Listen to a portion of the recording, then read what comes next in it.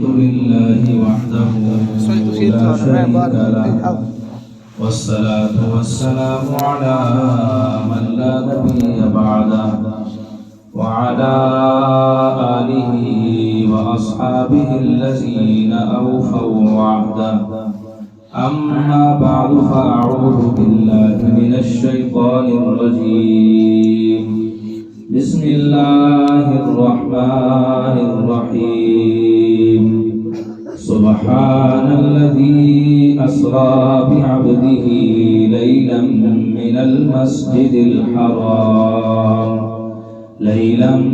المسجد الحرام إلى المسجد الأقصى وقال رسول الله صلى الله تعالى عليه وسلم رأيت موسى ليلة أسري به عند الكثيب الأحمر وهو قائم يصلي في قبره يا رب صل وسلم دائما أبدا على حبيبك خير الخلق كلهم هو الحبيب الذي ترجى شفاعته لكل هول من الأهوال مقتحم اللهم صل على محمد وعلى آل محمد كما صليت على إبراهيم وعلى آل إبراهيم إنك حميد مجيد اللهم بارك على محمد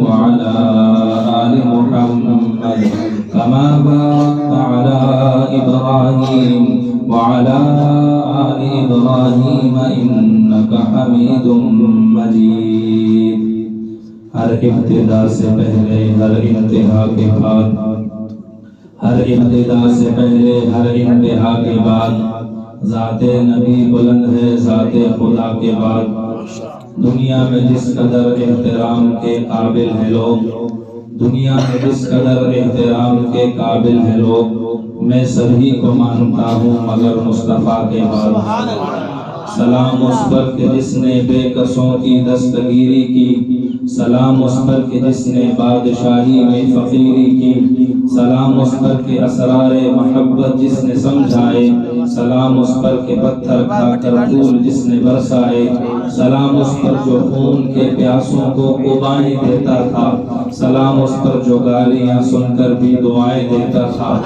سلام اس پر کہ جس کے گھر نہ چاندی تھی نہ سونا تھا سلام اس پر کہ جھوٹا بولیا جس کا بچونا تھا سلام اس پر جو سچائی کی خاطر رخ اٹھاتا تھا سلام اس پر جو بھوکا رہ کے اوروں کو کھلاتا تھا سلام اس پر کہ جس نے کھول دی مشکیں اسیروں کی سلام اس پر کہ جس نے بھر دی جھولیاں فقیروں کی انتہائی واجب الاحترام بزرگوں دوستوں اور بھائیوں اللہ رب العزت نے دنیا کے اندر انسانیت کی ہدایت کے لیے اپنے منتخب افراد کو بھیجا جنہیں انبیاء کرام کہا جاتا ہے کم و بیش 1.25 لاکھ انبیاء کرام کی تعداد ہے جس کو حضرت آدم علیہ السلام سے شروع کر کے ہمارے اور آپ کے آقا امام الانبیاء فخر الانبیاء حبیب کبریا صلی اللہ علیہ وسلم پر مکمل کیا اللہ رب العزت نے جب کسی نبی کو دنیا میں مبعوث فرمایا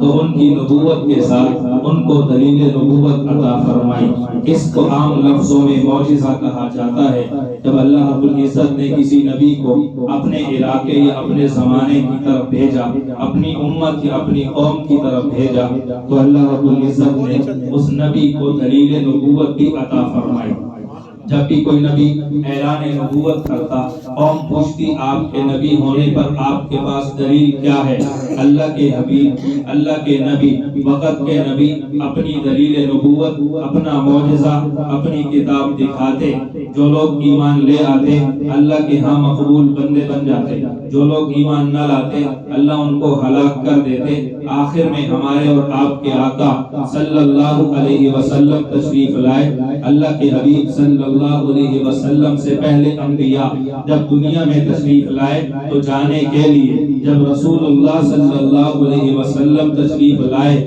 تو جانے کے لیے نہیں بلکہ سارے جہان پہ چھا جانے کے لیے آپ صلی اللہ علیہ وسلم سے پہلے انبیاء دنیا میں تشریف لائے. کسی کی نبوت کا دائرہ ایک علاقہ، کسی کی نبوت کا دائرہ ایک مخصوص زمانہ، کسی کی نبوت کا دائرہ ایک علاقہ. بعض افراد، بعض قومیں، بعض قبیلے ہیں، لیکن آمنہ کے لال محبوب رب ذوالجلال صاحب الحسن والکمال جناب محمد مصطفیٰ صلی اللہ علیہ وسلم کو اللہ نے دائرہ نبوت انتہائی وسیع دیا. زمان و مکان آپ کے دائرہ نبوت کے اندر ہیں، عرش و فرش آپ کی نبوت کے اندر ہیں، ساری مخلوقات آپ کی نبوت کے اندر ہیں. اللہ فرماتے ہیں وما ارسلناک الا رحمتا للعالمین، اے محبوب ہم نے آپ کو سارے جہانوں کے لیے رحمت بنا دیا. اللہ کے نبی خود فرماتے ہیں ارسلت الی الخلق کافہ، اللہ نے مجھے ساری مخلوق کی طرف نبی بنا کر بھیجا ہے. اللہ کے حبیب صلی اللہ علیہ وسلم سے پہلے انبیاء تشریف لائے، ان کی نبوت محدود تو ان کی دلیل نبوت بھی محدود، ان کی نبوت محدود تو ان کے معجزات بھی محدود. جب میرے اور آپ کے آقا کی نبوت غیر محدود تو آپ کی دلیل نبوت بھی غیر محدود، آپ کے معجزات بھی غیر محدود. میرے اور آپ کے آقا سے پہلے انبیاء تشریف لائے دنیا سے جانے کے لیے. جب انبیاء دنیا سے تشریف لے گئے، ان کی نبوت اور دلیل نبوت دنیا سے چلی گئی، ان کی دلیل نبوت آج موجود نہیں. حضرت عیسیٰ علیہ السلام کو اللہ نے دلیل نبوت عطا فرمائی. ایک بندہ پیدائشی نابینا ہے، اندھا ہے، اس کے آنکھوں پہ ہاتھ پھیرتے اللہ کا نام لے کر اللہ کے حکم سے وہ ٹھیک ہو جاتا، اس کی آنکھیں درست ہو جاتی. کسی مرے ہوئی شخص پہ ہاتھ رکھ کر کہتے تم بإذن اللہ، اللہ کے حکم سے وہ مردہ زندہ ہو جاتا. حضرت عیسیٰ علیہ السلام کے ماننے والے دنیا میں موجود ہیں. حضرت عیسیٰ علیہ السلام دوسرے آسمان پہ اللہ نے زندہ اٹھا لیا. آج حضرت عیسیٰ کے ماننے والے حضرت عیسیٰ کی دلیل نبوت دکھا نہیں سکتے. حضرت موسیٰ علیہ السلام کو اللہ نے یہ معجزہ عطا فرمایا. اپنے ہاتھ کو بغل میں رکھتے، ہاتھ کو باہر نکالتے تو سورج اور چاند کی طرح چمکنے لگتا. اللہ کے حضرت موسیٰ علیہ السلام کو اللہ نے دلیل نبوت اور معجزہ دیا. جو چھڑی اور عصا ان کے ہاتھ میں تھا اس کو زمین پر پھینکتے وہ سانپ بن جاتا. حضرت موسیٰ کے عصا آج بھی موجود ہے، لیکن حضرت موسیٰ علیہ السلام کا معجزہ عصا کا سانپ بن جانا وہ حضرت موسیٰ کے دور نبوت کے ساتھ خاص تھا. لیکن میرے اور آپ کے آقا صلی اللہ علیہ وسلم کے اگر ان کی امتی سے پوچھا جائے آپ کے محبوب کا کوئی معجزہ ایسا ہے جو آپ دکھا سکتے ہو، 14 صدیاں گزرنے کے بعد مٹیلے کے دوستوں سینہ تان کے ہم اپنے محبوب کا وہ معجزہ دکھا بھی سکتے ہیں، پڑھ کر سنا بھی سکتے ہیں، جسے قرآن کہا جاتا ہے. اللہ کے حبیب صلی اللہ علیہ وسلم سے پہلے انبیاء کی نبوت محدود، دائرہ نبوت محدود تو معجزات بھی محدود ہیں. اللہ کے نبی ان کا دائرہ لامحدود ہے تو آپ کے معجزات بھی لامحدود ہیں.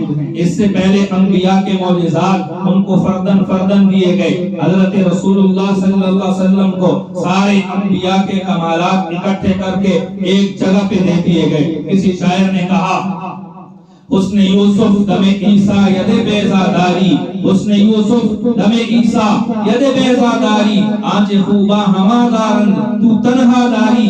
کسی نے کہا جہاں کے سارے کمالات ایک تجھ میں ہیں، تیرے نہیں مگر کسی میں مگر ایک دو چار. اللہ کے حبیب صلی اللہ علیہ وسلم سارے کے سارے کمالات اکٹھے لے کر آئے، دنیا میں تشریف لائے. آپ صلی اللہ علیہ وسلم کو آپ سے پہلے انبیاء کو دیکھیں اللہ نے معراج کرایا. پہلے انبیاء کو معراج، حضرت موسیٰ علیہ السلام کو معراج کوہ طور پر، حضرت عیسیٰ علیہ السلام کو معراج دوسرے آسمان پہ، حضرت ابراہیم علیہ السلام کو معراج نمرود کی آگ میں، حضرت یونس علیہ السلام کو معراج مچھلی کے پیٹ میں. حضرت اس سے پہلے انبیاء ہر نبی کو ان کے مقام کے مطابق اللہ نے معراج کرایا. جب میرے اور آپ کے محبوب پیغمبر کی باری آئی تو اللہ رب العزت نے معراج فرش زمین پر نہیں بلکہ عرش بری پہ بلا کر. وجہ کیا ہے؟ قرآن میں اللہ فرماتے ہیں ان اول بیت وضع للناس، دنیا میں اس کائنات میں سب سے پہلا مکان وہ کعبۃ اللہ ہے، اور سب سے آخری مکان وہ اللہ کا عرش ہے، عرش معلہ ہے۔ بیت اللہ سے اللہ رب العزت نے شروع کیا، عرش معلہ پہ اپنے محبوب کے معراج کو ختم کیا۔ وجہ کیا ہے؟ اللہ رب العزت بتانا چاہتے ہیں اے میرے محبوب، کائنات کی ابتدا بھی آپ سے ہے، کائنات کی انتہا بھی آپ سے ہے۔ اللہ کے حبیب صلی اللہ علیہ وسلم کو معراج کرایا، اللہ رب العزت نے معراج کے سفر کو شروع کس طرح فرمایا سبحان سبحان، پاک ہے وہ ذات، سبحان۔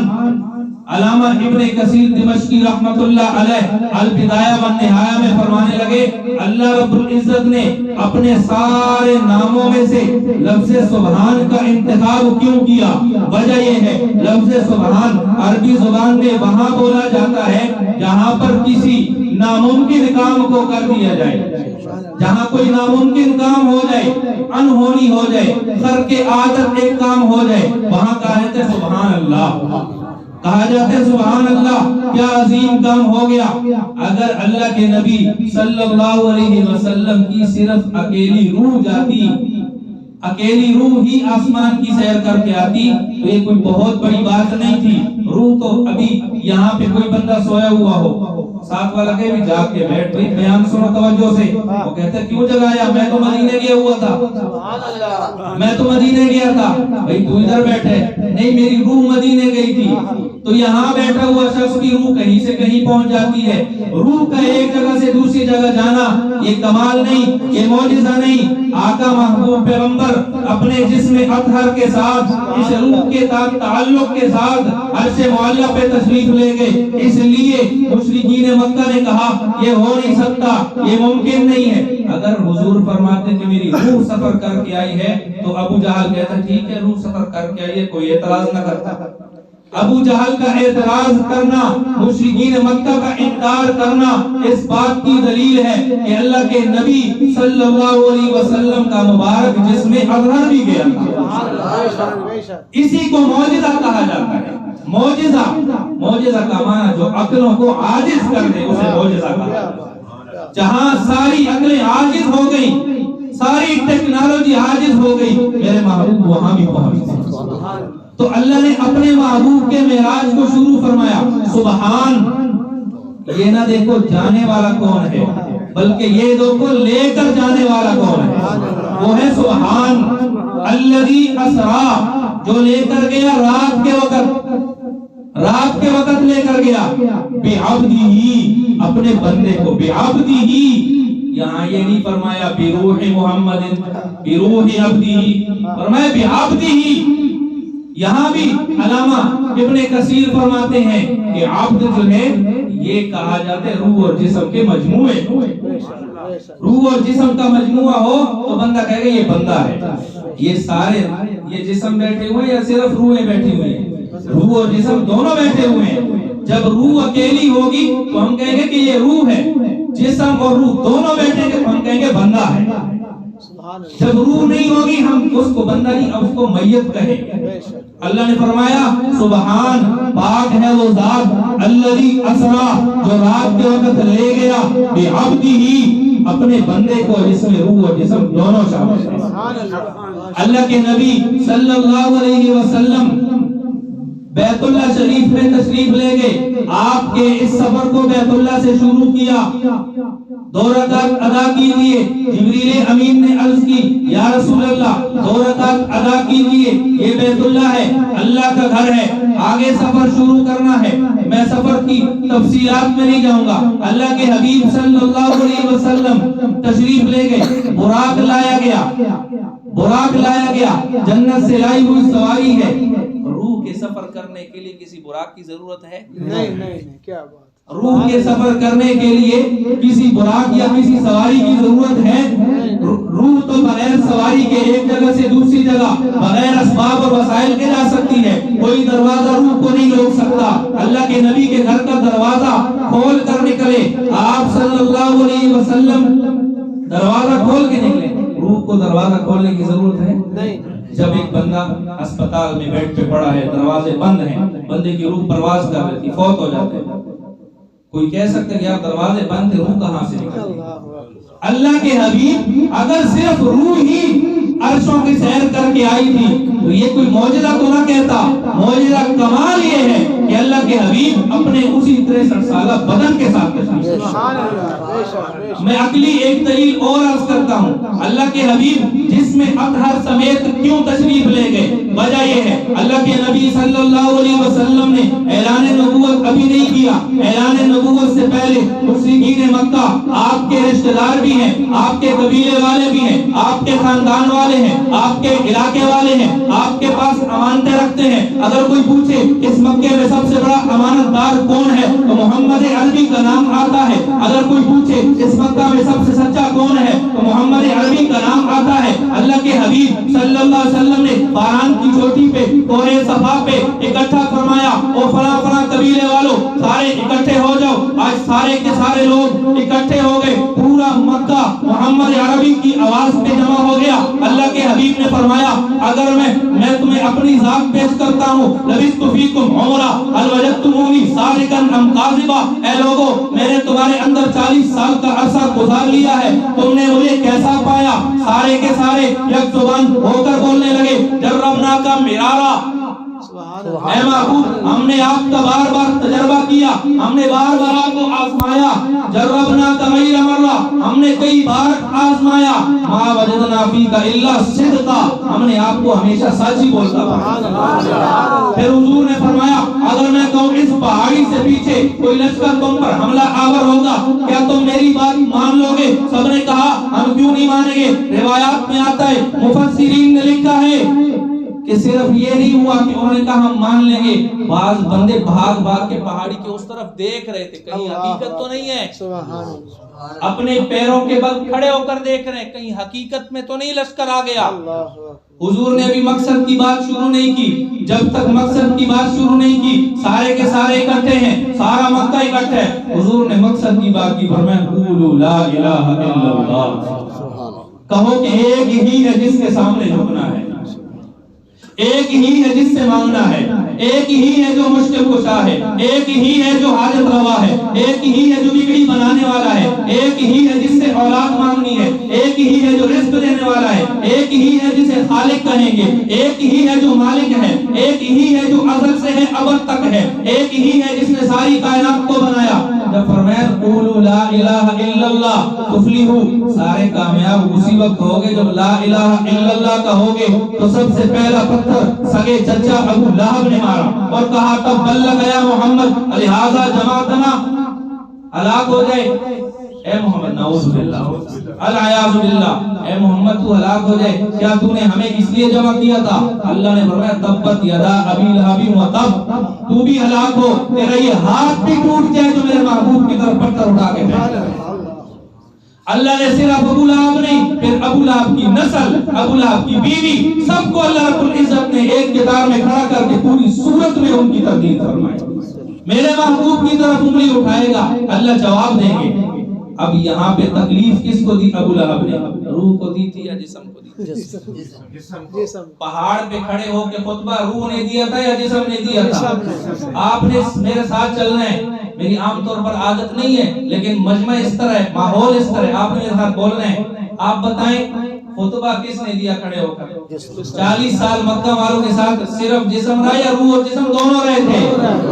اللہ کے حبیب صلی اللہ علیہ وسلم پاران کی چوٹی پہ کوہ صفا پہ اکیلے کھڑے تھے یا روح اور جسم دونوں کھڑے تھے؟ اللہ کے نبی کی روح نے خطبہ دیا تھا، پتھر جو ابو لہب نے روح کو مارا تھا۔ اللہ کے نبی صلی اللہ علیہ وسلم کے جسم کو تکلیف ہوئی ہے نا، آپ صلی اللہ علیہ وسلم کے جسم کو راحت دینی تھی، اللہ نے فرمایا چلو محبوب آؤ عرش پہ۔ سبحان اللہ۔ آگے چلیے، جب اعلان نبوت فرمایا اللہ کے نبی پر ایمان لانے والے صحابہ کرام کو تکلیفیں دی جاتی ہیں، بلال کو تپتی ریت پہ لٹایا جاتا ہے، سمیہ کے جسم کے 2 ٹکڑے کر دیے جاتے ہیں، خباب کو سولی پہ لٹکایا جاتا ہے، خبیب کو انگاروں پہ لٹایا جاتا ہے۔ اللہ کے نبی صلی اللہ علیہ وسلم کو دیکھ کر روح کو تکلیف ہوتی ہے یا جسم کو ہوتی ہے؟ اللہ کے نبی دیکھتے ہیں آپ کی ان آنکھوں کو تکلیف ہوتی ہے، روح کی آنکھوں کو تکلیف ہوتی ہے، آپ کے اس دل کو تکلیف ہوتی ہے، روح کے دل کو تکلیف ہوتی ہے، اللہ کے نبی کے کسی قلب اطہر کو تکلیف ہوتی ہے۔ پھر اللہ نے فرمایا نزلہ علی قلبک، اللہ نے قرآن کہاں نازل کیا؟ اللہ کے نبی کے دل پہ، روح کے دل پہ نہیں، اللہ کے نبی کے جسم والے دل پہ نازل کیا۔ کیوں؟ کیونکہ تکلیف مکہ والے جسم کو دے رہے تھے۔ ایک وقت آیا، میں مختصر کرتا ہوں، اللہ کے نبی صلی اللہ علیہ وسلم طائف تشریف لے گئے، طائف میں جا کر لوگوں کو سمجھایا، دین کی دعوت دی، تین جتنے بھی سردار تھے بات نہیں مانی، شرارتی لڑکے پیچھے لگا دیے، اللہ کے نبی پر پتھراؤ کیا جا رہا ہے، اللہ کے نبی صلی اللہ علیہ وسلم کی روح کو تکلیف دی جا رہی ہے، جسم کو۔ پتھر کس جگہ مارے جا رہے ہیں؟ جسم اطہر، وہ محبوب پیغمبر کا جسم اطہر، جس کے بارے میں حضرت انس بن مالک فرماتے ہیں ما لمسکو خزن ولا دیباجن علی من کف رسول اللہ صلی اللہ علیہ وسلم، میں نے کبھی موٹا کبھی نرم ریشم چھو کر دیکھا، میرے محبوب کی تلیوں سے زیادہ نرم نہیں تھا۔ میرے محبوب کا وہ جسم اطہر جو ریشم سے بھی زیادہ پاکیزہ اور نرم و نازک تھا، اس پہ پتھر برسائے گئے، تو اب چاہیے کیا تھا کہ جس جسم کو تکلیف ہوئی ہے اسی جسم کو راحت ملے۔ اللہ کے نبی صلی اللہ علیہ وسلم کو طائف کے میدان میں پتھر مارے گئے، جس میں اطہر کو تکلیف دی گئی، اللہ کے نبی صلی اللہ علیہ وسلم کے جسم کو راحت دینے کے لیے اللہ نے اپنے پاس بلایا۔ آپ صلی اللہ علیہ وسلم نے 2 رکعت بیت اللہ میں ادا کی۔ آپ نے ساتھ ساتھ بتانے 2 رکعت روح نے ادا کی تھی یا جسم نے؟ آپ صلی اللہ علیہ وسلم آگے چلے گئے، یہ کون سی جگہ ہے؟ جبریل امین نے عرض کیا یہ طور سینا ہے، یہ وہ بستی ہے، یہ وہ وادی ہے جہاں حضرت موسیٰ علیہ السلام کو نبوت عطا ہوئی، تورات عطا ہوئی، جہاں اللہ نے تجلی فرمائی تھی، اور وہ طور جو ہے وہ جل کر راکھ ہو گیا۔ اللہ رب العزت کے محبوب پیغمبر یہاں اتریے، 2 رکعت ادا کرنی ہے، اللہ کے نبی کا جسم اطہر وہاں 2 رکعت ادا کرتا ہے۔ آگے چلیے، یہ بیت اللحم ہے، یہ حضرت عیسیٰ علیہ السلام کی جائے پیدائش ہے، اللہ کے نبی صلی اللہ علیہ وسلم۔ آگے چلیے، یہ مدین ہے، حضرت شعیب علیہ السلام کی بستی ہے، یہاں 2 رکعت ادا کیجئے۔ چلتے چلتے بیت المقدس آ گیا، یا رسول اللہ یہ بیت المقدس ہے، انبیاء کرام صف در صف کھڑے ہیں، انتظار میں کھڑے ہیں، مقتدی امام کے انتظار میں کھڑے ہیں۔ امام الانبیاء تشریف لائیں گے تو سارے نبیوں کو امامت کرائیں گے۔ نقطے کی بات عرض کرتا ہوں، امام مقتدی کا انتظار نہیں کرتا، مقتدی امام کا انتظار کرتے ہیں۔ مقتدی کو چاہیے کہ امام کا انتظار کرے۔ صحابہ کرام کی مبارک عادت شریف تھی، اللہ کے نبی صلی اللہ علیہ وسلم حجرے مبارک سے جب تک تشریف نہ لاتے، صحابہ کرام میں سے کوئی بھی کھڑا نہیں ہوتا، کوئی بھی پیچھے مڑ کے نہیں دیکھتا کہ آج حضور کیوں نہیں آ رہے۔ آج ہمارے ہاں گھڑی پہ ٹائم جیسے پورا ہو جائے تو ایک پیچھے دیکھے گا مولوی صاحب ہیں کہ نہیں ہے، دوسرا اپنے کپڑے سیدھے کرے گا کہ اب میں نماز پڑھانے کے لیے تیار ہو جائے۔ منٹ پورا نہیں ہوگا، بابا جی نماز پڑھانے کے لیے تیار کھڑے ہوتے ہیں، بس مولوی صاحب ہیں کہ نہیں ہے، بچے کو کہیں گے دوڑ کے دیکھ کیا مولوی صاحب ہیں یا نہیں ہے۔ صحابہ کرام کیا کرتے ہیں؟ انتظار فرماتے ہیں، اور 1.25 لاکھ انبیاء بیت المقدس میں انتظار کر رہے ہیں۔ روح نہیں ہے، جسم ہے، روح اور جسم دونوں ہیں۔ امامت کون کراتے ہے؟ جسم کراتے ہیں، صرف روح کراتی ہے؟ رسول اللہ صلی اللہ علیہ وسلم نے 1.25 لاکھ انبیاء کی امامت کرائی ہے کہ نہیں کرائی؟ تو امامت اسی وقت ہوگی جب روح اور جسم دونوں ہوں گے۔ حضرت جبریل امین علیہ السلام نے مبارک ہاتھ سے پکڑ کر کملی والے کو آگے کیا، امام الانبیاء صلی اللہ علیہ وسلم حقیقی اور عملی طور پہ امام الانبیاء بن گئے۔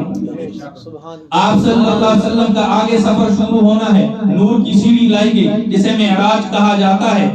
بیت اللہ سے بیت المقدس کے سفر کو اسراء کہتے ہیں، زمین کے سفر کو، اور آسمان کے سفر کو معراج کہا جاتا ہے۔ اللہ کے نبی صلی اللہ علیہ وسلم تشریف لے گئے، پہلے آسمان پہ حضرت آدم علیہ السلام سے ملاقات ہے۔ حضرت آدم سے ملاقات کی وجہ یہ ہے، آپ ابو البشر ہیں، انسانیت کے باپ ہیں، اس لیے آپ سے ملاقات کرائے گی۔ دوسرے آسمان پہ حضرت عیسیٰ علیہ السلام سے ملاقات کرائے گی، وجہ یہ ہے حضرت عیسیٰ علیہ السلام نے آپ کی امت کے آخر میں قیامت کی نشانی کے طور پہ نازل ہونا ہے، ضروری تھا کہ ملاقات ہوتی آپ صلی اللہ علیہ وسلم سے۔ تیسرے آسمان پہ ملاقات حضرت یوسف علیہ السلام سے کی گئی۔ وجہ کیا ہے؟ حضرت یوسف علیہ السلام کو ان کے اپنے بھائیوں نے، اپنے رشتہ داروں نے حسد کی وجہ سے اپنے علاقے سے نکالا۔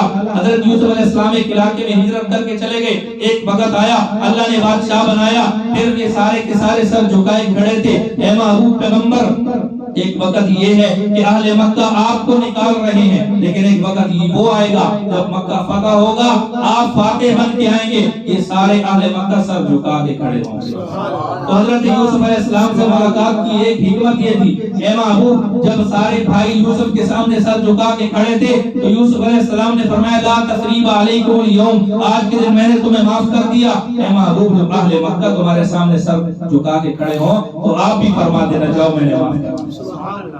حضرت ہارون علیہ السلام سے چوتھے آسمان پہ ملاقات ہوئی۔ حضرت ہارون سے ملاقات کی حکمت کیا ہے؟ حضرت موسیٰ علیہ السلام کو ایک دور پہ تشریف لے گئے، امت کو حضرت ہارون کے حوالے کیا تو حضرت ہارون علیہ السلام نے امت کو سنبھالا ہے۔ اے محبوب پیغمبر جب آپ کسی غزوے میں تشریف لے جائیں، آپ کسی جہاد کے لیے باہر تشریف لے جائیں تو مدینہ میں اپنا کوئی خلیفہ اور قائم مقام چھوڑ کے جایا کریں۔ محبوب پیغمبر کے 27 غزوات میں مبارک عادت شریفہ یہ تھی کہ جب بھی باہر تشریف لے جاتے تو کوئی اپنا قائم مقام چھوڑ کے جاتے۔ حضرت موسیٰ علیہ السلام سے 5ویں آسمان پہ ملاقات ہے۔ حضرت موسیٰ علیہ السلام سے ملاقات کی حکمت کیا ہے؟ حضرت موسیٰ علیہ السلام اللہ رب العزت کے وہ محبوب پیغمبر ہیں جن کو اللہ نے تورات عطا کی ہے اور بنی اسرائیل کی طرف نبی بنا کے بھیجا ہے۔ حضرت موسیٰ علیہ السلام وہ ہیں جنہوں نے کوہ طور پہ اللہ رب العزت کے دیدار کرنے کی خواہش کی ہے۔ اے محبوب آپ کو ان کے ساتھ ملاقات کی حکمت کیا ہے کہ حضرت موسیٰ علیہ السلام کو اللہ رب العزت نے بلندیاں عطا فرمائی ہیں، تو حضرت موسیٰ علیہ السلام سے آپ کی ملاقات ہو جائے کہ میرے محبوب کو بھی اللہ نے بلندیاں عطا فرمائی۔ حضرت ادریس علیہ السلام سے چھٹے آسمان پہ ملاقات ہوئی۔ حضرت ادریس علیہ السلام سے ملاقات کی وجہ کیا ہے؟ حضرت ادریس علیہ السلام نے خطوط ایجاد کیے۔ تھوڑی سی آگے پیچھے ہوگی۔ حضرت ادریس علیہ السلام سے چوتھے آسمان پہ ملاقات ہوئی۔ حضرت ادریس علیہ السلام سے چوتھے آسمان پہ ملاقات کی حکمت کیا ہے؟ حضرت ادریس علیہ السلام نے خطوط لکھے ہیں۔ اے محبوب 9 ہجری کے بعد آپ بھی مملکت کے سربراہان کے نام خط لکھیں گے۔ حضرت ادریس سے ملاقات کریں کہ خط و کتابت کا طریقہ حضرت ادریس علیہ السلام سکھا دیں گے۔ حضرت ہارون علیہ السلام سے ملاقات کی وجہ ہوگی۔ حضرت موسیٰ علیہ السلام سے ملاقات کی حکمت اور وجہ، اللہ رب العزت نے حضرت موسیٰ علیہ السلام کو فرمایا لن ترانی، موسیٰ آپ مجھے نہیں دیکھ سکتے۔ محبوب سے ملاقات کرائی، موسیٰ یہ وہ ذات ہے جو مجھے دیکھ سکتی ہے، یہ ہے وہ ذات جو مجھے دے سکتی ہے۔ حضرت 7ویں آسمان پہ حضرت ابراہیم علیہ السلام سے ملاقات کی، اس کی حکمت یہ ہے حضرت ابراہیم علیہ السلام بنی اسرائیل کے سارے انبیاء کے باپ ہیں، حضرت اسماعیل کے بھی والد ہیں، اور رسول اللہ صلی اللہ علیہ وسلم نے حضرت اسماعیل کی اولاد میں آنا تھا تو ملاقات کروا دی۔ اے محبوب، اے خلیل، یہ وہ محبوب ہیں جن کا آپ نے کعبے کا غلاف پکڑ کے کہا تھا ربنا وبعث فیہم رسولا، اے اللہ وہ عظیم رسول میری اولاد میں بھیج دے۔ یہ ہے وہ عظیم رسول، آج ان کا دیدار کر لیجیے۔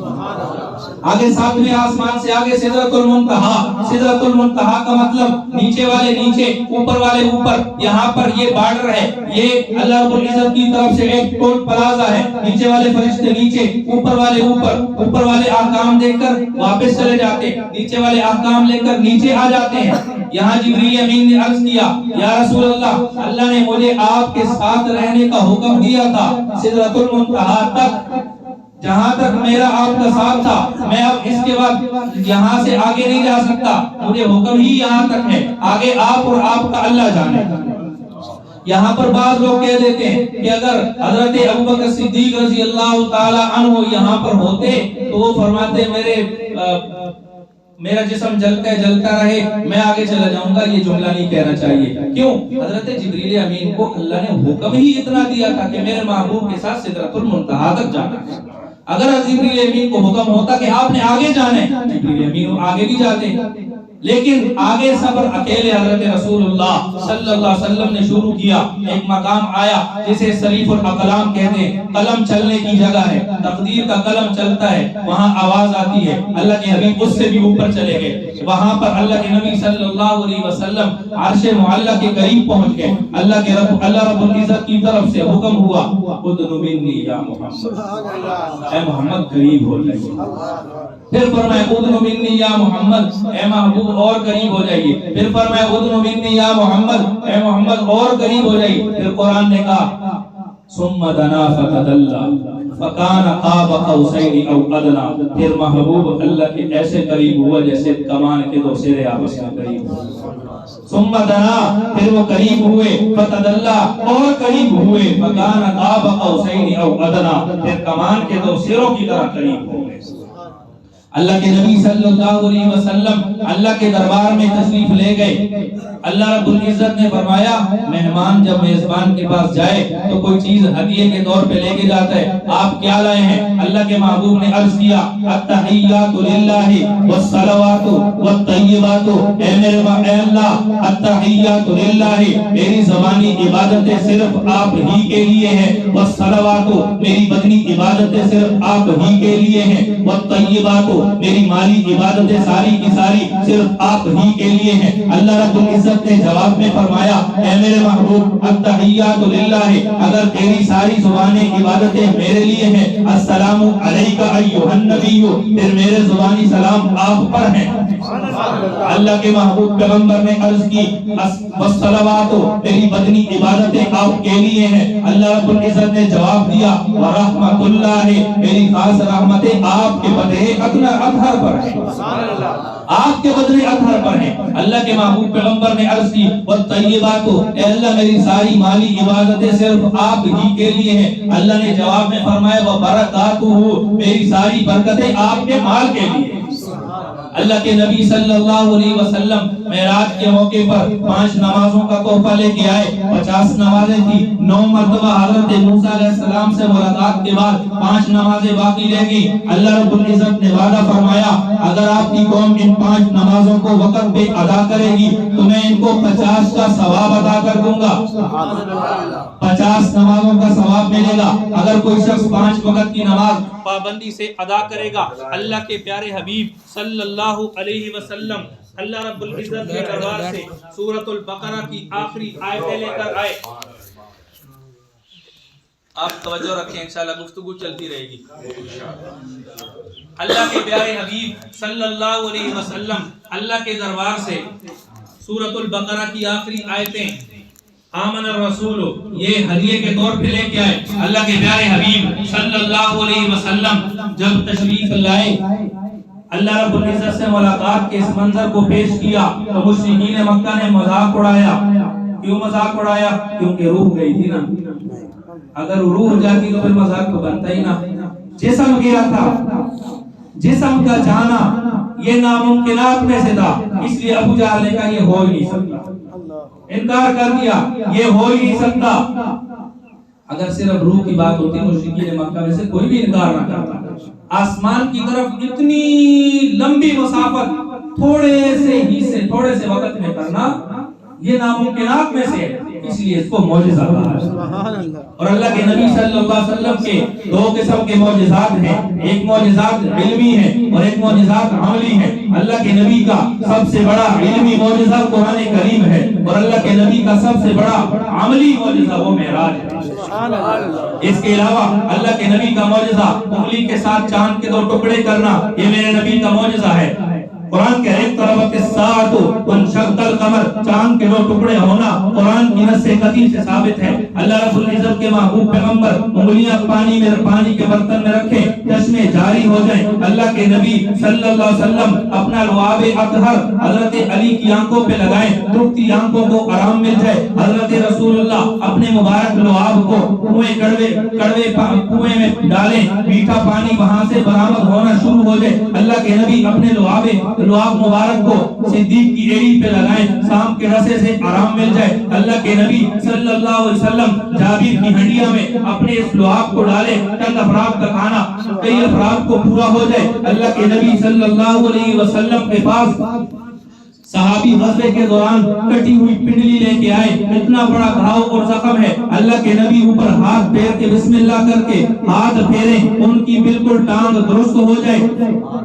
اللہ کے نبی کے معجزات لا تعداد عملی معجزات ہیں، عملی معجزات میں سب سے بڑا معجزہ معراج کا ہے۔ اللہ کے نبی تشریف لائے، مشرکین مکہ کو بتایا، مشرکین مکہ نے کہا کہ آج کوئی نئی خبر ہے، سارے ہنس رہے ہیں، مذاق کر رہے ہیں۔ اسی دوران ابو جہل کو سوجی، اس نے کہا آج موقع ہے، ایک شخص کے پاس گیا اور جا کر کہا ابو بکر تجھے پتہ ہے، ابو بکر ایک سوال ہے، سوال کا جواب دے، کیا ایسا ہو سکتا ہے کہ انسان کہے کہ میرا آپ کے تھوڑے سے حصے میں پہلے بیت اللہ گیا، بیت المقدس گیا، بیت اللہ میں شریف میں کوہ طور پہ گیا، ان سارے علاقوں سے ہوتا پہلا دوسرا ساتواں آسمان سدرۃ المنتہا شریف الاقلام پھر عرش معلی کی سیر کر کے آ گیا ہوں اور رات بھی ابھی نہیں گزری، آدھی رات میں یہ سارا سفر کر کے آ گیا، کیا ایسا ممکن ہے؟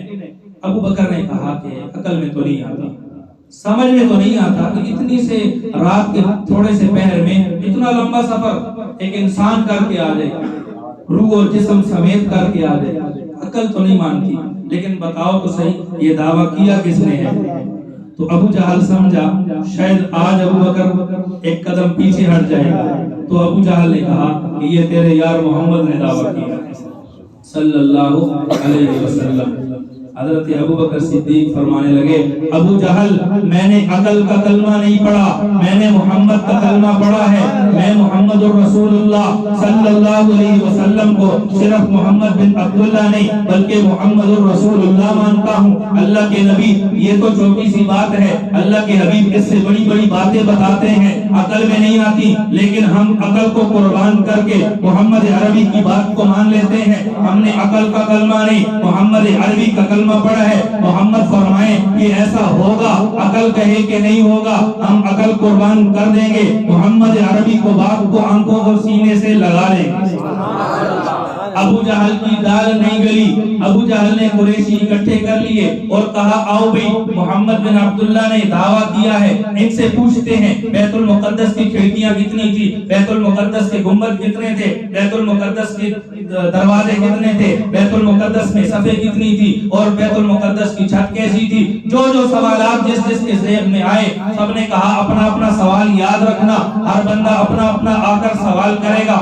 اللہ کے نبی صلی اللہ علیہ وسلم بیت المقدس میں نماز پڑھانے گئے تھے، دروازے گننے نہیں گئے تھے، اللہ کے نبی بیت المقدس میں نبیوں کی امامت کرانے گئے تھے، کھڑکیاں گننے نہیں گئے تھے، اللہ کے نبی صلی اللہ علیہ وسلم کو اللہ رب العزت نے معراج کرایا تھا، مقصد تو بیت المقدس کی پیمائش کرنا نہیں تھا، لیکن قریشیوں نے ایک ایسا سوال کیا، عقل میں فطور تھا، اللہ رب العزت نے اس فطور کا علاج کیا، اللہ نے درمیان کے سارے پردے ہٹا دیے۔ محبوب پیغمبر فرماتے ہیں میں بیت المقدس کو ایسے دیکھ رہا تھا جیسے میرے سامنے آنکھوں کے سامنے ہو، درمیان کے سارے پردے ہٹ گئے، میں نے ایک ایک سوال کا جواب ان سب چیزوں کو دیکھ کر دیا، قریشیوں نے پھر بھی نہیں مانا۔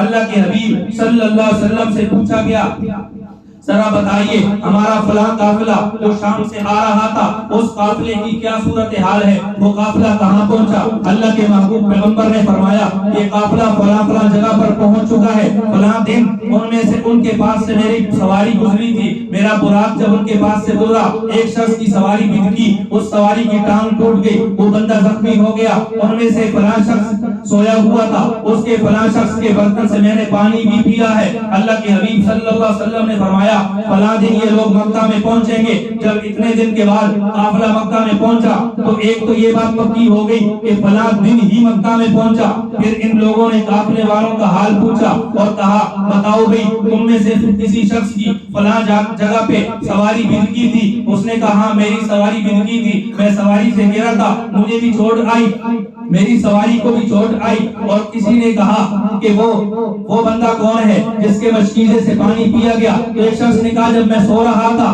میرے مشکیزے میں پانی تھا، جب میں اٹھا تو پانی نہیں تھا، لیکن میں نے اس کو معمولی سمجھا کہ کسی نے پی لیا ہوگا۔ پاک پیغمبر صلی اللہ علیہ وسلم نے یہ ساری نشانیاں بتائیں، اس کے باوجود ابو جہل اینڈ کمپنی جتنے مشرکین مکہ تھے، ضدی تھے، اڑیل تھے اور ہٹ درم تھے، انہوں نے بات نہیں مانی۔ اللہ کے نبی صلی اللہ علیہ وسلم نے آ کر صحابہ کرام کو بتایا، صحابہ کرام نے مانا بھی، تصدیق بھی کی، ایمان بھی لائے، عمل بھی کیا۔ اللہ کے نبی صلی اللہ علیہ وسلم کو دکھایا گیا، آپ کو جنت دکھائی گئی، آپ کو جہنم کا نظارہ دکھایا گیا، آپ صلی اللہ علیہ وسلم کو جہنم میں دی جانے والی سزاؤں کے بارے میں بتایا گیا، غیبت کرنے والوں کی سزا دکھائی گئی، آپ کو چغلی خور کی سزا دکھائی گئی، بے نمازی کی، نماز میں سستی کرنے والوں کی سزا دکھائی گئی، آپ صلی اللہ علیہ وسلم کو سود خوروں کی سزا دکھائی گئی۔ اللہ کے نبی صلی اللہ علیہ وسلم نے آ کر ان ساری چیزوں کو بیان کیا۔ آخر میں بات عرض کرتا ہوں، ساری کی ساری بات کا خلاصہ یہ ہے کہ ہم نے معراج کے اس عنوان سے سبق کیا لینا ہے۔ اللہ کے نبی صلی اللہ علیہ وسلم نے مجاہدین کی فضیلت اللہ رب العزت سے تحفے میں لے کر آئے، علماء کرام کی فضیلت اللہ سے تحفے میں لے کے آئے، اور بے عمل علماء جو ہیں ان کی سزا بھی دیکھی۔ اللہ رب العزت کے محبوب پیغمبر نے آ کر امت کو بتایا نماز پڑھنی ہے، اور فرمایا جعلت قرۃ عینی فی الصلاۃ، نماز میری آنکھوں کی ٹھنڈک ہے۔ دنیا میں جو شخص چاہتا ہے محبوب پیغمبر میری وجہ سے خوش ہو جائے، میرے محبوب کی آنکھیں ٹھنڈی ہوں، تو وہ نماز کا اہتمام کرے۔ اللہ کے نبی صلی اللہ علیہ وسلم خوش ہوں گے، راضی ہوں گے۔ معراج کے سارے عنوان سے خلاصہ کیا نکلتا ہے؟ ہم نے اللہ کے حبیب صلی اللہ علیہ وسلم کی ذات کو بھی ماننا ہے، اللہ کے نبی کی بات کو بھی ماننا ہے۔ اللہ کے نبی صلی اللہ علیہ وسلم کی بات سمجھ میں نہ آئے اس کو سمجھ کو چھوڑ کر بغیر سوچے سمجھے مان لینا ہے۔ اگر سمجھ میں آ جائے تو اللہ کا شکر ہے، اگر سمجھ میں نہ آئے تو یہ نہیں کہنا کہ سمجھ نہیں آتی اس راستے میں چھوڑ دیتا، ایسا نہیں ہوگا۔ میری سمجھ کمزور ہے، میری سمجھ نامکمل ہے، میرے محبوب کا فرمانا مکمل ہے۔ اللہ رب العزت نے اپنے محبوب کو جو اتنا لمبا چوڑا معراج، اتنا لمبا سفر، کائنات کا سب سے طویل ترین سفر یہ معراج کا سفر، اور سب سے کم وقت میں یہ ہوا، یہ رسول اللہ صلی اللہ علیہ وسلم کا کمال ہے، یہ معجزہ ہے۔ اب میں آخر میں بس حوالے چند عرض کرتا ہوں کہ کس نے لکھا ہے کہ رسول اللہ صلی اللہ علیہ وسلم کو یہ معراج جسم کے ساتھ ہوا ہے۔ کفایت حضرت مولانا مفتی کفایت اللہ دہلوی رحمۃ اللہ علیہ نے تعلیم الاسلام میں لکھا، اللہ کے نبی صلی اللہ علیہ وسلم کا معراج جسم و روح دونوں سمیت تھا۔ حضرت علامہ ابن کثیر دمشقی نے البدایہ والنہایہ میں لکھا، اللہ کے نبی کا معراج روح و جسم سمیت تھا۔ مولانا اشرف علی تھانوی نے نشر الدین میں لکھا، اللہ کے نبی صلی اللہ علیہ وسلم کا معراج روح و جسم سمیت تھا۔ اسی کے ساتھ حضرت مولانا مفتی محمد شفیع عثمانی رحمۃ اللہ علیہ نے معارف القرآن میں لکھا، اللہ کے نبی صلی اللہ علیہ وسلم کا معراج یہ جسم اور روح دونوں کا تھا۔ اور حضرت علامہ ابن کثیر بلکہ امام عیاض المالکی رحمۃ اللہ علیہ نے، علامہ عیاض المالکی رحمۃ اللہ نے یہاں پر ایک بات لکھی، فرمایا اللہ کے نبی کا معراج یہ جسم اور روح دونوں کا ہے، اس پر اہل سنت والجماعت کا اجماع ہے۔ اس پر اہل سنت والجماعت کے چاروں طبقات حنفی، شافعی، مالکی، حنبلی چاروں کا اجماع ہے۔ اس بات پہ سارے متفق ہیں کہ اللہ کے نبی معراج کے رات جسم اور روح دونوں سمیت تشریف لے گئے۔ اللہ کے نبی صلی اللہ علیہ وسلم کی براق پر سوار ہونا یہ بھی دلیل ہے کہ اللہ کے نبی صلی اللہ علیہ وسلم جسم سمیت تشریف لے گئے۔ اللہ کے نبی کا امامت کرانا یہ بھی اس بات کی دلیل ہے کہ اللہ کے نبی جسم سمیت تشریف لے گئے۔ سبحان لفظ کا کہنا یہ بھی دلیل ہے کہ جسم سمیت تشریف لے گئے۔ اسرا بعبدہ کہنا یہ اللہ کے نبی کے روح اور جسم دونوں کے جانے کی دلیل، بلکہ قرآن کے اندر دو مقام پہ سورۃ ہود میں حضرت لوط علیہ السلام کو اللہ نے فرمایا فَأَسْرِ بِأَهْلِكَ، اللہ کے محبوب حضرت لوط علیہ السلام کو حکم دیا اپنے گھر والوں کو رات کے وقت لے جانا، رات کے وقت گھر والوں کی روحوں کو نہیں لے جانا بلکہ سب کو لے کے جانے، جسم سمیت لے کے جانے۔ دوسرے مقام پہ اللہ رب العزت نے اپنے حضرت موسیٰ علیہ السلام کو فرمایا فَأَسْرِ بِأَهْلِكَ، اب اس اپنے ماننے والوں کو موسیٰ علیہ السلام کو حکم دیا کہ بنی اسرائیل کو رات کے وقت لے کے جانا، تو بنی اسرائیل کی روحیں تو نہیں لے کے جانی، بنی اسرائیل کی روح اور جسم دونوں کو لے کے جانے۔ تو قرآن کی 2 آیتیں بھی اس بات پر دلیل ہیں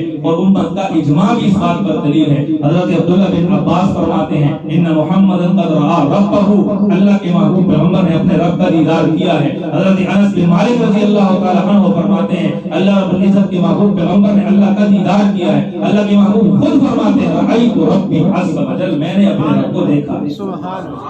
ایک حدیث میں فرمایا رأیت النور الاعظم، میں نے بہت بڑے نور کو دیکھا ہے۔ یہ ساری کی ساری گفتگو اللہ رب العزت کے محبوب پیغمبر کے معراج کے حوالے سے تھی۔ اللہ رب العزت سے دعا ہے اپنے محبوب پیغمبر کی عظمت، شان، رفعت، بلندی سمجھنے کی اور پر ایمان رکھنے کی توفیق عطا فرمائے، اپنے محبوب پیغمبر کے معراج کے مقصد کو سمجھنے کی توفیق عطا فرمائے۔ ایک بات پھر ذہن میں آ گئی، آپ حضرات کی اجازت ہو تو عرض کر دیتا ہوں، بہت اہم بات ہے اور بڑی توجہ سے سنیے گا، بالکل آخری بات ہے۔ اللہ کے نبی صلی اللہ علیہ وسلم کو معراج کے لیے اللہ نے عرش پہ بلایا۔ عرش پہ بلایا تو بعض لوگ اس سے استدلال کرتے ہیں کہ اللہ عرش پر ہے۔ اللہ کہاں پہ ہے؟ عرش پہ ہے۔ اگر اللہ عرش پہ نہیں ہے تو محبوب کو اپنے پاس عرش پہ کیوں بلایا؟ حدیث شریف میں آتا ہے الصلاۃ معراج المومن، نماز مومن کی معراج ہے۔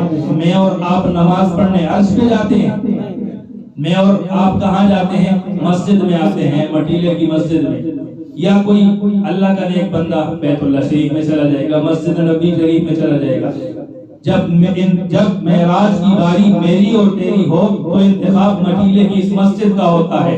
جب معراج کی باری کلیم اللہ موسیٰ کی باری آئے تو انتخاب کوہ طور کا ہوتا ہے۔ جب معراج کی باری حضرت آدم کی آئے تو انتخاب پہلے آسمان کا ہوتا ہے۔ جب خلیل خدا حضرت ابراہیم کو معراج کی باری آئے تو نار نمرود کا انتخاب ہوتا ہے۔ جب یونس علیہ السلام کو معراج کی باری آئی تو اللہ نے حضرت یونس کو مچھلی کے پیٹ میں معراج کرایا۔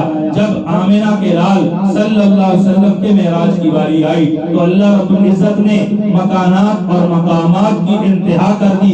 اس دنیا کا سب سے پہلا مکان کعبۃ اللہ ہے اور اس دنیا کا سب سے آخری مکان عرش معلیٰ ہے۔ اللہ نے کعبۃ اللہ سے شروع کر کے عرش معلیٰ پہ ختم کر کے بتایا مکانات کی ابتدا بھی میرے محمد پہ ہے، مکانات کی انتہا بھی میرے محمد پہ۔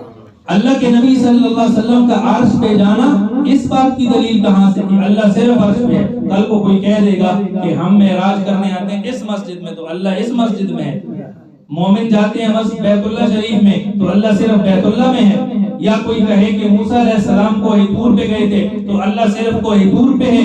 اللہ رب العزت قرآن کریم میں فرماتے ہیں وَلِلَّهِ الْمَشْرِقُ وَالْمَغْرِبُ فَأَيْنَمَا تُوَلُّوا فَثَمَّ وَجْهُ اللَّهِ، مشرق بھی اللہ کا، مغرب بھی اللہ کا، جہاں کہیں رخ پھیرو وہاں اللہ کی ذات ہے۔ فرمایا اینما تکونوا یأتی بکم اللہ جمیعا، اللہ ہر جگہ پہ جہاں کہیں بھی تم ہو۔ ایک مقام پہ فرمایا ما یکون من نجوى ثلاثة الا هو رابعهم ولا خمسة الا هو سادسهم ولا ادنى من ذلك ولا اکثر الا هو معهم اینما كانوا، تم 3 ہو تو چوتھا اللہ، تم 5 ہو تو چھٹا اللہ، اور تم کم ہو یا زیادہ ہو جہاں کہیں بھی ہو اللہ تمہارے ساتھ ہے۔ اور ایک مقام پہ تو حد کر دی، فرمایا وَنَحْنُ أَقْرَبُ إِلَيْهِ مِنْ حَبْلِ الْوَرِيدِ، میں تمہاری شاہ رگ سے بھی زیادہ تمہارے قریب ہوں۔ ان رحمت اللہ قریب من المحسنین، میری رحمت ہر نیکی کرنے والے کے قریب ہے۔ تو کیا فرماتے ہیں آپ لوگ اللہ کی رحمت ہمارے قریب ہو اور اللہ قریب نہ ہو، ایسا ہو سکتا ہے؟ مثال اللہ کی رحمت اللہ کی صفت ہے۔ قاری عرفان صاحب ہیں، ان کے پاس ان کا قاری ہونا صفت ہے، ہم کہیں کہ ان کا قاری ہونا مسجد میں اور قاری عرفان گھر میں ہے، ایسا ہو سکتا ہے؟ ایک بندہ عالم ہے، عالم ہونا اس کا وصف ہے، اس کی صفت ہے، ایسا ہو سکتا ہے کہ اس کا علم وہ مسجد میں ہو اور بندہ گھر میں ہو؟ اللہ رب العزت کی رحمت جہاں جہاں پہ ہے، اللہ کی ذات بھی وہاں وہاں۔ ہاں بات یہ ہے کہ مجھے اور تجھے رہنے کے لیے مکان کی جگہ کی ضرورت ہے، اللہ مکان سے پاک ہے، اللہ کو مکان کی ضرورت نہیں ہے، مجھے اور تجھے رہنے کے لیے مکان کی ضرورت ہے۔ جب مکانات نہیں تھے اللہ تب بھی تھے، اب مکان ہے اللہ تب بھی ہے، جب مکان نہیں ہوں گے اللہ تب بھی ہوں گے۔ جب زمانے تھے اللہ، جب زمانے نہیں تھے اللہ تب بھی تھے، جب زمانے ہیں اللہ اب بھی ہیں، جب زمان کا ٹائم اور سپیس کا کنسیپٹ ختم ہو جائے گا اللہ تب بھی ہوں گے۔ تو اللہ رب العزت ٹائم اور اسپیس کے پابند نہیں ہے، اللہ زمانے اور وقت کے پابند نہیں ہے، اللہ کسی جگہ اور مکان کے محتاج نہیں ہے رہنے کے لیے، اللہ رہتے ہیں، اللہ موجود ہیں، ہر جگہ پہ ہیں، لیکن مکان سے پاک ہیں۔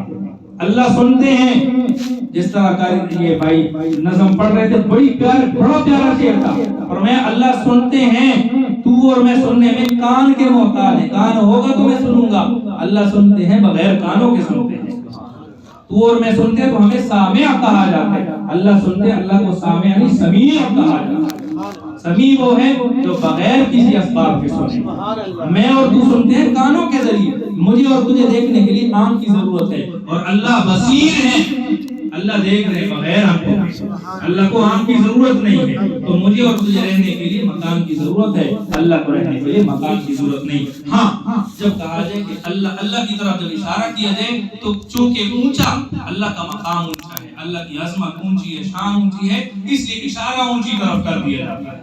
جیسے ایک چھوٹا وزیر ہے، پھر اس سے بڑا وزیر ہے، پھر اوپر، اب ایک آرڈر آتا ہے، اس پہ عمل کرنا ہے، کہتے ہیں یہ اوپر سے آرڈر ہے، کہاں سے آرڈر ہے؟ اوپر سے، مطلب ہے کہ مجھ سے جو اوپر درجہ ہے نا، اوپر والا گریڈ ہے، اس نے آرڈر دیا ہے، تو اس کا یہ مطلب تو نہیں کہ چھت کے اوپر بیٹھا ہوا ہے وہ۔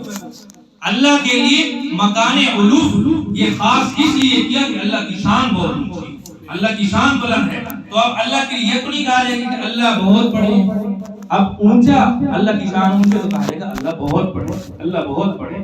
اللہ رب العزت ہم سب کو عقائد حق کا سمجھنے کی توفیق عطا فرمائے، مسائل حق کا سمجھنے کی توفیق عطا فرمائے، اس کے مطابق ہمیں زندگی گزارنے کی توفیق عطا فرمائے۔ اللہ جزائے خیر عطا فرمائے۔ قاری عرفان صاحب کو